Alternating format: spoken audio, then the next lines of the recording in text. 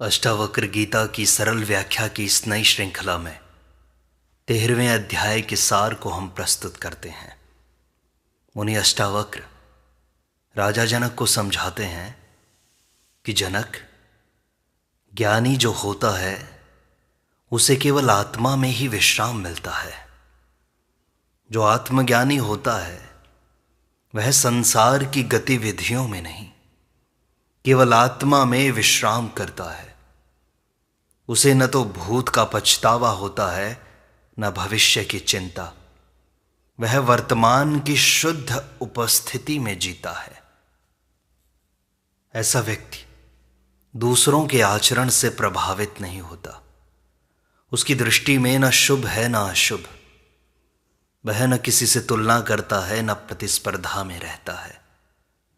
उसका मन शांत होता है क्योंकि उसमें आग्रह और वासना शून्य होती है। इस अवस्था को स्वाभाविक मुक्ति कहा गया है। यह वह स्थिति है जहां साधक सहजता से मुक्त होता है।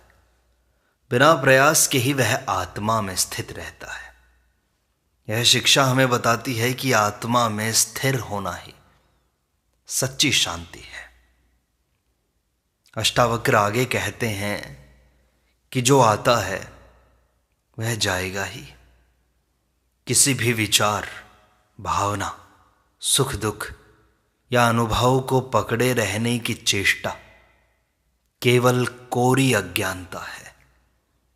जो साधक मुक्त होना चाहता है उसे प्रत्येक परिस्थिति को आगंतुक की तरह देखना चाहिए। जैसे अतिथि आता है और चला जाता है, वैसे ही मन में उठने वाले भाव भी आते हैं और चले जाते हैं। उन्हें रोकने का प्रयास स्वयं बंधन है। ज्ञानी उन्हें आते जाते देखता है लेकिन उनसे जुड़ता नहीं। वह दर्शक बना रहता है। यह देखने की कला ही विवेक है। इसी से वह निर्लिप्त रहता है। निरहंकारिता और समता के साथ जीवन की लहरों को देखना ही आत्मा के निकट ले जाता है। अष्टावक्र आगे समझाते हैं कि जनक, जो तटस्थ है वही तो मुक्त है। जिस व्यक्ति में राग द्वेष नहीं है, जो राग द्वेष से परे होकर तटस्थता को अपनाता है, वही वास्तव में मुक्त होता है। तटस्थता का अर्थ है किसी भी स्थिति, वस्तु, व्यक्ति या अनुभव से चिपकाव न होना। यह उदासीनता नहीं है बल्कि जागरूक अविचलता है। जैसे गगन बादलों को आते जाते देखता है, वैसे ही ज्ञानी अपने अनुभवों को देखता है। वह प्रतिक्रिया नहीं करता, केवल साक्षी रहता है। यह साक्षी भाव उसे बांधता नहीं, वह भीतर से स्वतंत्र होता है। तटस्थता जीवन में स्थायित्व लाती है। बाहर से कुछ भी हो, भीतर तटस्थ और शून्य रहो। यही आत्मा की स्थिति है जनक। अष्टावक्र आगे कहते हैं कि जनक, इच्छाओं से मुक्ति ही आनंद है। इच्छाएं जब मन में उठती हैं तो व्यक्ति अनुकूलता की तलाश में भटकने लगता है। अष्टावक्र स्पष्ट करते हैं कि जब इच्छाएं समाप्त हो जाती हैं तब ही सच्चा आनंद प्रकट होता है। यह आनंद किसी वस्तु से नहीं आता बल्कि आत्मा की स्वाभाविक स्थिति से आता है। ज्ञानी को किसी भी वस्तु या संबंध में लालच नहीं रहता। उसका मन खाली होता है। यह खालीपन ही परम पूर्णता है। वह किसी से अपेक्षा नहीं करता, इसलिए दुखी नहीं होता। इच्छाओं की समाप्ति ही आत्मा की प्रकटता है। यह शिक्षा साधक को बताती है कि इच्छाओं को समझना और त्यागना ही वास्तविक सुख की ओर ले जाता है। जनक, ज्ञानी न कुछ करता है न कुछ छोड़ता है। ज्ञानी व्यक्ति न तो किसी कर्म में आसक्त होता है न किसी से विरक्त होता है। इच्छा मात्र को छोड़ देता है, बस वह करता हुआ भी अकर्ता रहता है। अष्टावक्र कहते हैं कि उसे कर्मों के होने या न होने से कोई प्रभाव नहीं पड़ता। उसका होना ही एक साक्षी का होना है। वह केवल प्रवाह का भाग है, संचालक नहीं। यह स्थिति केवल तब आती है जब मन पूरी तरह से आत्मा में विलीन हो जाता है। ज्ञानी के लिए कर्म स्वाभाविक होता है, योजना या वासना से प्रेरित नहीं होता। वह जो भी करता है सहज करता है। यही सहजता ही उसकी मुक्ति है। कर्म में रहते हुए भी अकर्ता बनना ही ज्ञानी की पहचान है। वह इच्छाओं को तिलांजलि दे देता है।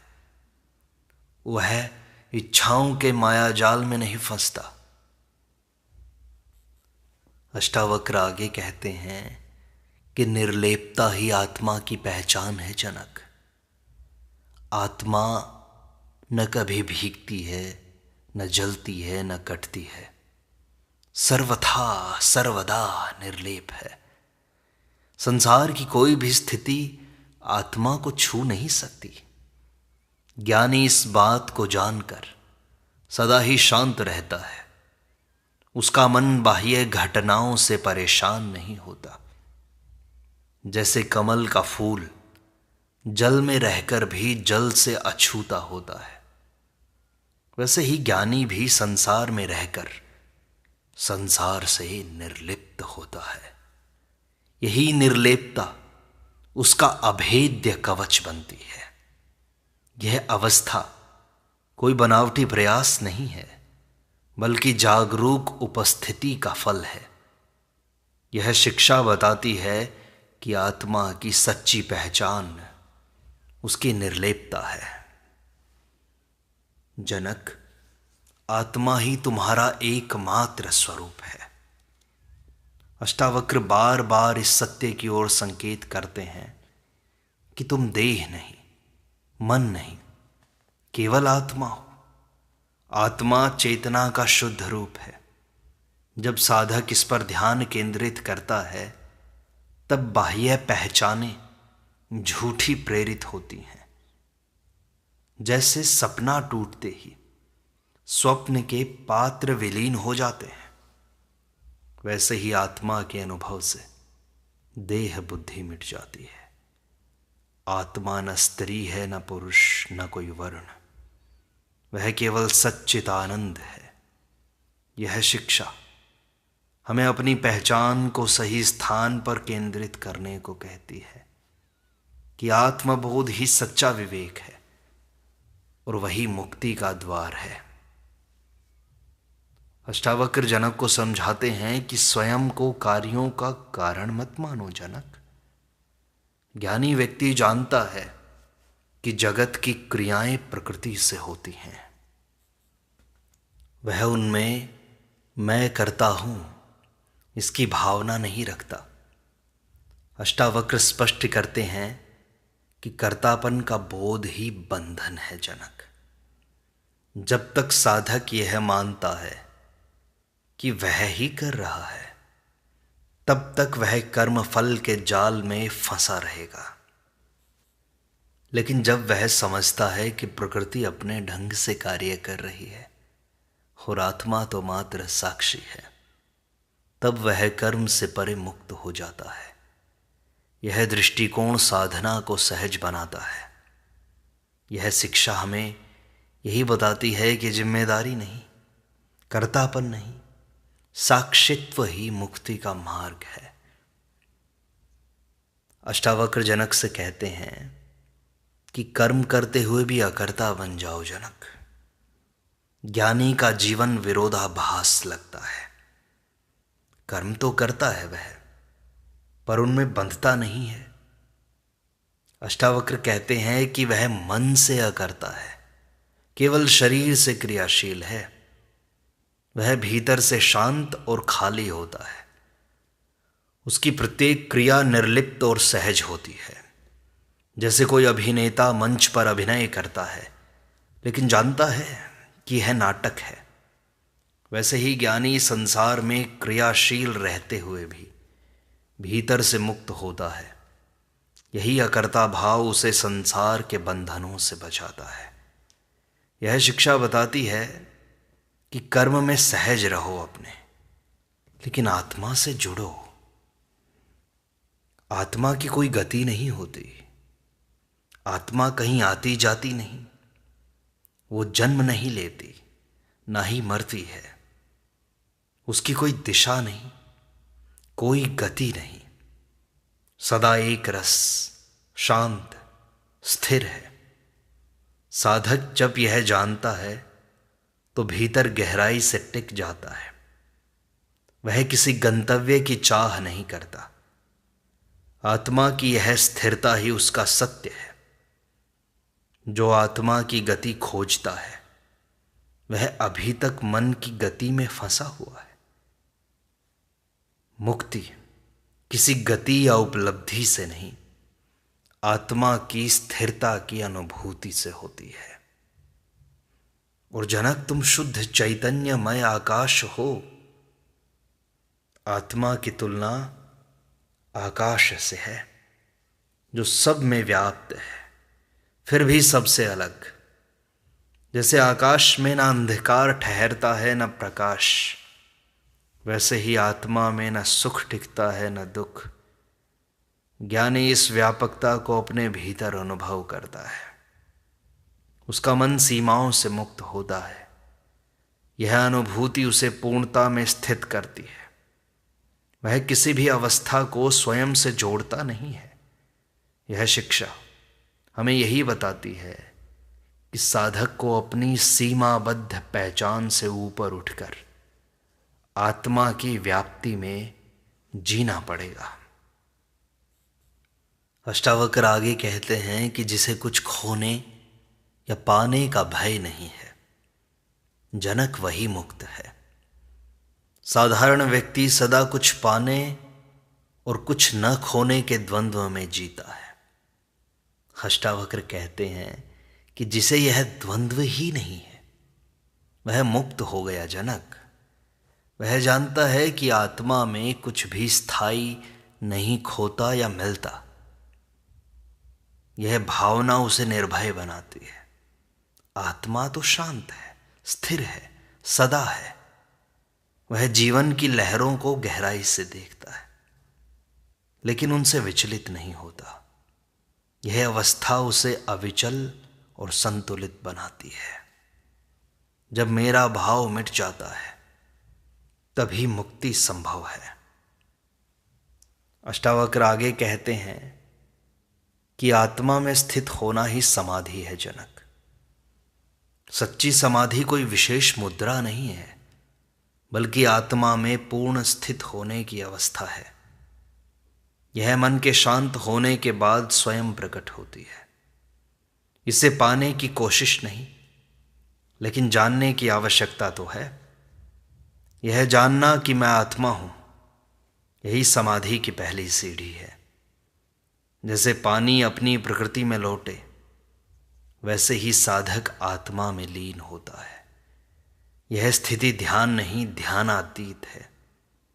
यह शिक्षा बताती है कि समाधि कोई प्रयास नहीं है, बल्कि आत्मा की स्वाभाविक उपस्थिति है।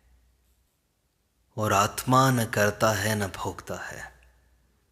जो यह जानता है कि आत्मा केवल साक्षी है, न करता न भोगता, वो मुक्त हो जाता है। यह जानकर ही दुख, दोष और बंधन समाप्त हो जाते हैं। भोक्तृत्व की भावना से ही व्यक्ति सुख दुख में उलझता है। आत्मा इन सब से परे है। जैसे सूर्य केवल प्रकाश देता है, लेकिन प्रकाश में होने वाले कार्यों से तो अछूता है वह।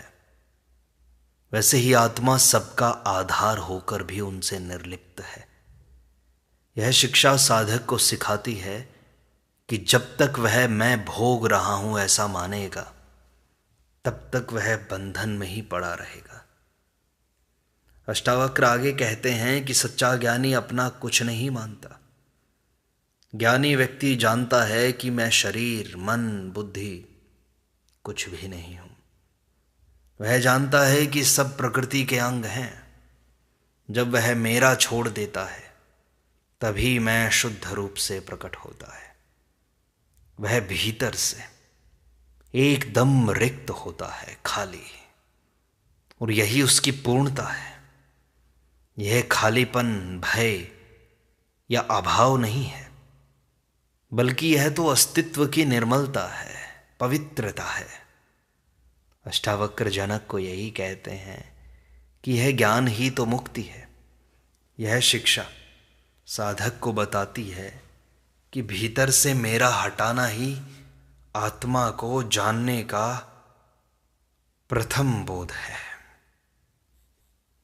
और अष्टावक्र जनक को यही कहते हैं आगे कि साधक को शांति भीतर ही खोजनी चाहिए। अष्टावक्र कहते हैं कि बाहर की वस्तुएं सदा अस्थिर हैं, परिवर्तनशील हैं। उन्हें देखो तो, जो आज सुख देती हैं कल वही दुख का कारण बन जाती हैं। इसलिए ज्ञानी व्यक्ति अपनी शांति को बाहर के साधनों पर नहीं टिकाता। वह जानता है कि आत्मा में ही सच्ची शांति है। वह अपने भीतर उतरता है और वहां से कभी नहीं लौटता। जब भीतर स्थिरता आती है तब ही शांति स्थायी बनती है। बाह्य प्रलोभनों का त्याग किए बिना आत्मिक शांति असंभव है। और आत्मा का अनुभव किसी प्रमाण या ग्रंथ से नहीं होता जनक। ज्ञानी जानता है कि आत्मा का ज्ञान अनुभव का प्रमाण है। यह किसी शास्त्र से, किसी वाद से नहीं होता। अष्टावक्र कहते हैं कि शब्द और विचार आत्मा तक नहीं पहुंच सकते। जैसे स्वाद को केवल चख कर जाना जा सकता है, वैसे ही आत्मा को केवल अनुभव से पहचाना जा सकता है। जब साधक मौन होता है तब आत्मा स्वयं को प्रकट करती है। आत्मा तक पहुंचने का मार्ग तर्क नहीं है, तन्मयता है। और जिसे कुछ भी जानने की आवश्यकता नहीं रहती वही तो ज्ञानी है। अज्ञान में व्यक्ति प्रत्येक समय कुछ जानना चाहता है।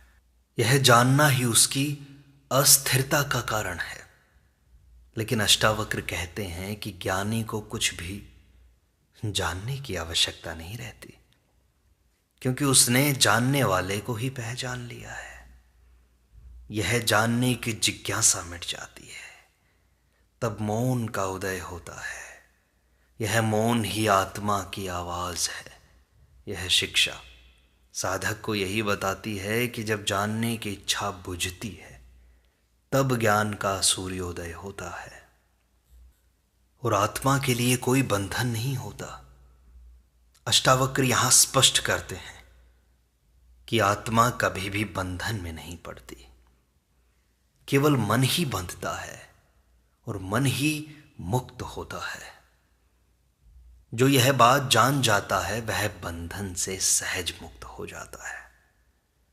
यह जानना केवल बौद्धिक नहीं बल्कि गहन अनुभव की बात है। जब साधक देखता है कि आत्मा पहले से भी मुक्त थी, अब भी मुक्त है और सदा रहेगी, तब उसका समर्पण गहरा होता है। मुक्ति कोई घटना नहीं है, यह तो आत्मा की स्वाभाविक स्थिति है। तुम्हें वहीं तो लौटना है, आत्मा की निर्भय स्थिति में, आत्मा की पवित्र स्थिति में। और जब तुम स्वयं के भीतर झांकोगे तो सीख जाओगे उस स्वाभाविक स्थिति में रहना। अष्टावक्र आगे कहते हैं कि मन की गति को देखना ही साक्षी भाव है। ज्ञानी मन को रोकने का प्रयास नहीं करता, वह बस उसकी गति को देखता है। जब देखने वाला जागरूक होता है तब मन अपने आप शांत होता है।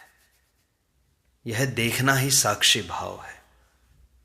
जब कोई नदी के बहाव को देखता है लेकिन उसमें बहता नहीं, वैसे ही ज्ञानी विचारों को देखता है लेकिन उसमें खो नहीं जाता।